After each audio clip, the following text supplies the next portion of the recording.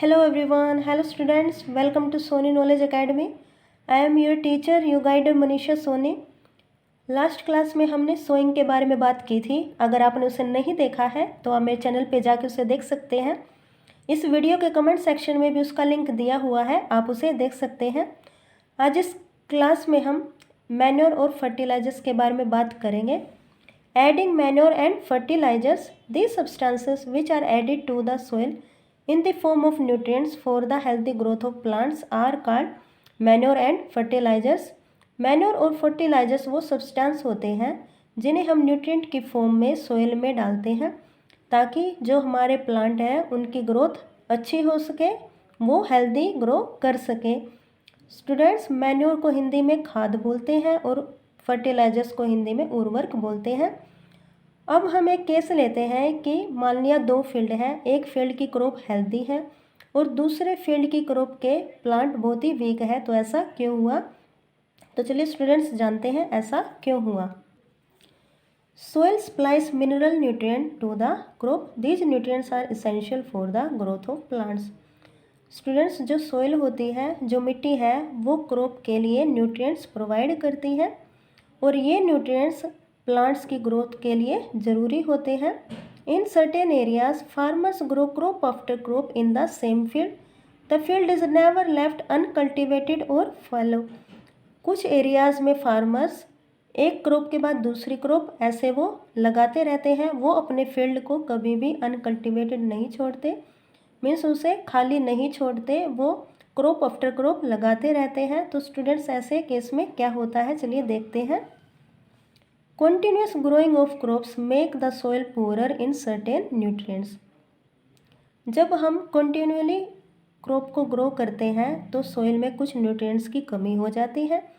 Therefore, farmers have to add manure to the field to replenish the soil with nutrients. इसलिए farmers को अपने field में manure को डालना पड़ता है ताकि जो न्यूट्रिएंट्स चले गए थे वो दोबारा से उसमें आ जाए। इस प्रोसेस को स्टूडेंट्स हम मैन्योरिंग बोलते हैं। खेतों में खाद डालने की प्रोसेस को हम मैन्योरिंग बोलते हैं। इम्प्रॉपर और insufficient manuring result in weak plants. अगर मैन्योरिंग अच्छे से ना हो तो उससे प्लांट्स वीक होते हैं। आई होप स्टूडेंट्स, अब आपको पता चल गया होगा कि जिस फील्ड में मैन्योर डाली जाती है उसकी क्रॉप हेल्दी होती है और जिस फील्ड में मैन्योर नहीं डाली जाती तो उस फील्ड में जो प्लांट्स होंगे वो वीक होंगे, वो इतने अच्छे प्लांट्स नहीं उगेंगे। अब स्टूडेंट्स, हम बात करते हैं कि मैन्योर क्या होती है, खाद क्या होती है और ये कैसे बनती है। Manure is an organic substance obtained from the decomposition of plant और एनिमल वेस्ट। मैन्योर एक ऑर्गेनिक सब्सटेंस है जिसे हम प्लांट और एनिमल वेस्ट से बनाते हैं। प्लांट और एनिमल वेस्ट का डिकम्पोजिशन होता है। डिकम्पोजिशन मीन्स ये सड़ते गलते हैं और फिर मैन्योर तैयार होती है। ऑर्गेनिक का मतलब होता है जैविक, जिस चीज़ को हम प्लांट और एनिमल वेस्ट से तैयार करते हैं उसे हम ऑर्गेनिक सब्सटेंस बोलते हैं। Farmers dump plant and animal waste in pit at open places and allow it to decompose. जो किसान होते हैं वो गड्ढे बना लेते हैं और उसमें प्लांट और एनिमल वेस्ट को डाल के उसे डिकम्पोज होने के लिए उसे छोड़ देते हैं। डिकम्पोज करने के लिए कुछ माइक्रो ऑर्गेनिजम्स होते हैं, जैसे बैक्टीरिया है, ये इन्हें डिकम्पोज करता है और जब इनका डिकम्पोजिशन हो जाता है तो ऑर्गेनिक मैन्योर तैयार हो जाती है और उसे फार्मर्स अपने फील्ड में यूज़ करता है। स्टूडेंट्स, 6th क्लास में हमने वर्मी कंपोस्टिंग के बारे में पढ़ा था, जिसमें हम खाद बनाने के लिए अर्थवॉर्म का यूज़ करते हैं, केचुए का यूज़ करते हैं। तो स्टूडेंट्स, अभी हमने जाना कि मैन्योर एक ऑर्गेनिक सब्सटेंस है जिसे हम प्लांट और एनिमल वेस्ट के डिकम्पोजिशन से तैयार करते हैं। अब स्टूडेंट्स, हम बात करते हैं कि फर्टिलाइजर्स क्या होते हैं। Fertilisers are chemical substances which are rich in a particular nutrients. Fertilisers chemical substances होते हैं और इनमें एक न्यूट्रिएंट्स ज़्यादा अमाउंट में प्रेजेंट होता है। तो स्टूडेंट्स, फर्टिलाइजर्स केमिकल सब्सटेंस होते हैं, ये केमिकल से बने होते हैं। अब हम बात करते हैं कि फर्टिलाइजर्स मैन्योर से कैसे डिफरेंट होते हैं, उनमें क्या डिफरेंस होता है। Fertilisers are produced in factories. Fertilisers को फैक्ट्री में बनाया जाता है।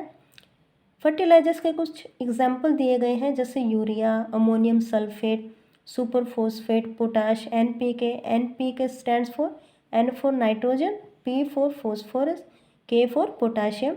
तो स्टूडेंट्स ये सभी फर्टिलाइजर्स के एग्जाम्पल हैं।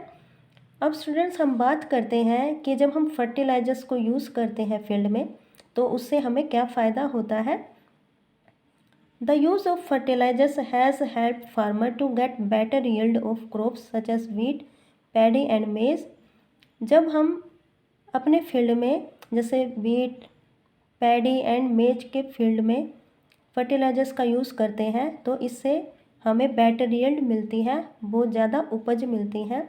लेकिन स्टूडेंट्स जब हम फर्टिलाइज़र का एक्सेसिव यूज़ करते हैं, ज़्यादा यूज़ करते हैं, तो इससे सोइल लेस फर्टाइल हो जाती है। इसका मतलब है कि सोइल की उपजाऊ शक्ति कम हो जाती है और ज़्यादा फर्टिलाइज़र यूज़ करने से वाटर पोल्यूशन भी होता है।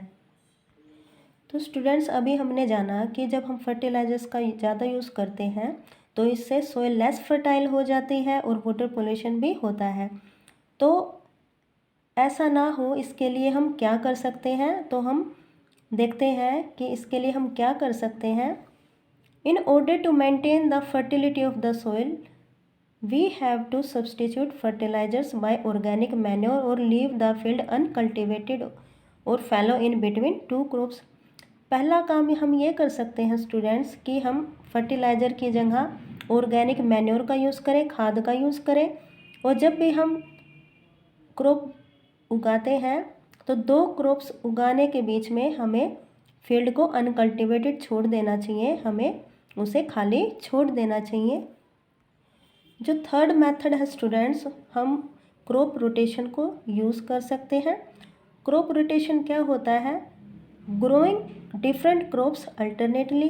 क्रॉप रोटेशन में हम डिफरेंट क्रॉप्स को अल्टरनेटली यूज़ करते हैं, मीन्स एक के बाद एक यूज़ करते हैं कि एक सीज़न में हम अलग तरह की क्रॉप उगाएंगे और दूसरे सीज़न में हम दूसरे तरह की क्रॉप को यूज़ करते हैं। इसे हम अभी एक एग्जांपल से समझते हैं कि नॉर्दर्न इंडिया में फार्मर्स एक सीज़न में लिग्यूम्स लगाते हैं और दूसरे सीज़न में वीट की खेती करते हैं। तो इससे क्या होगा, इससे हमारी सोइल में नाइट्रोजन की कमी पूरी हो जाती है। इस हम क्रॉप रोटेशन बोलते हैं। और स्टूडेंट्स हम अनदर मेथड क्या यूज़ कर सकते हैं, हमने पहले प्रीवियस क्लासेस में पढ़ा है राइजोबियम बैक्टीरिया के बारे में। जो राइजोबियम है ये ल्यूग्यूमिनस प्लांट के रूट नोड्यूल्स में प्रेजेंट होता है और ये एटमॉस्फेयर की जो नाइट्रोजन होती है उसे फिक्स करता है और इस तरह से ये सोइल में नाइट्रोजन को ऐड करता है। तो स्टूडेंट्स अभी हमने उन मेथड्स के बारे में डिस्कस किया जिनसे हमारी सोइल में न्यूट्रिएंट्स रिप्लेनिश हो जाते हैं। पहला हम ये मेथड ये यूज़ करेंगे कि हम फर्टिलाइजर्स की जगह खाद का यूज़ करेंगे। दूसरा हमने ये जाना कि हमें जब भी हम 2 क्रॉप्स उगाए तो उनके बीच में हमें अपने फील्ड को खाली छोड़ देना चाहिए।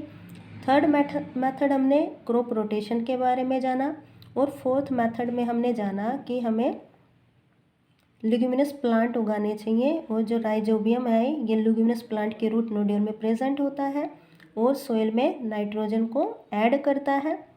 अब स्टूडेंट्स हम जानते हैं कि अगर हम मैन्योर का यूज़ करते हैं तो इससे हमारे सोइल में क्या बेनिफिट होता है। Advantage of manure, it enhances the water holding capacity of the soil. Manure का यूज़ करने से सोइल की वाटर होल्डिंग कैपेसिटी या फिर वाटर रिटेनिंग कैपेसिटी एनहेंस होती है, इम्प्रूव होती है। It makes the soil porous due to which exchange of gases become easy. इससे सोइल पोरस बनती है और सोइल में गैस का एक्सचेंज ईजी हो जाता है। It increase the number of friendly microbes. Soil के जो माइक्रोब्स फ्रेंडली होते हैं, मीन्स जो सोइल के लिए अच्छे होते हैं, जो क्रॉप के लिए अच्छे माइक्रोब्स होते हैं वो इंक्रीज़ हो जाते हैं। It improves the texture of the soil. जब हम मैन्योर का यूज़ करते हैं तो इससे सोइल का टेक्सचर इम्प्रूव होता है, मीन्स सोइल की स्ट्रक्चर, उसकी बनावट इम्प्रूव होती है। और क्या होता है students, it replenish the soil with all the nutrients. Manure का यूज़ करने से जो न्यूट्रिएंट्स होते हैं वो सोइल में दोबारा से ऐड हो जाते हैं।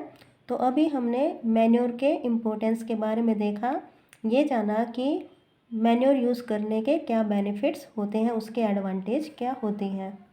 सो स्टूडेंट्स, आज की क्लास में हमने मैन्योर और फर्टिलाइजर्स के बारे में बात की। नेक्स्ट क्लास में हम इरिगेशन के बारे में बात करेंगे।